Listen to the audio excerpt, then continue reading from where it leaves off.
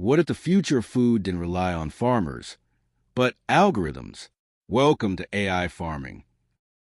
AI is revolutionizing the way we grow food, from planting to harvest, making farms smarter, faster, and more sustainable.